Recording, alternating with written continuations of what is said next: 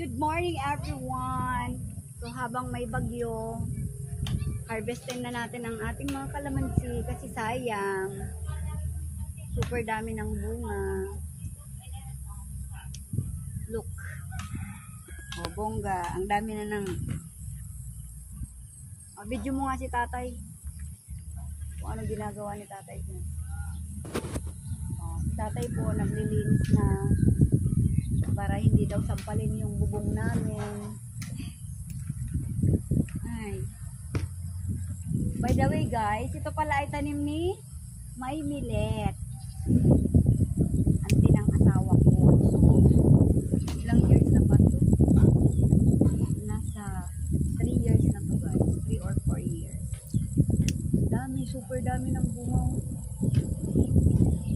Higit na higit sa bunga talaga. Yan, libre ang ating kalamansi. So gusto, mag-ayat sana. Pero kayo na ang mag-harvest. Naman tayo sa kabila.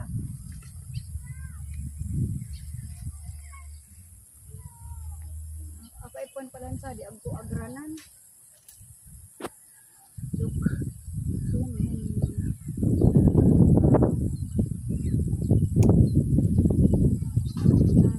May itinanim.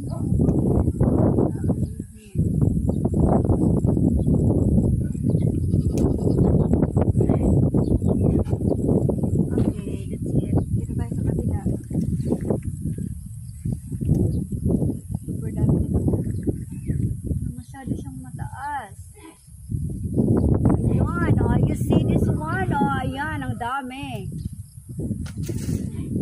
Kak.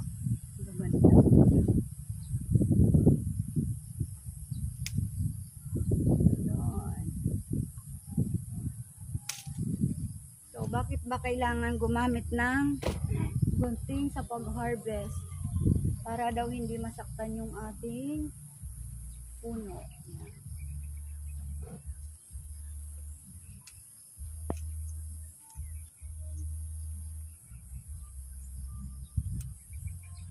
May bagyo daw tapos ang init. Nag-class suspension pa si Mayor. Ayun.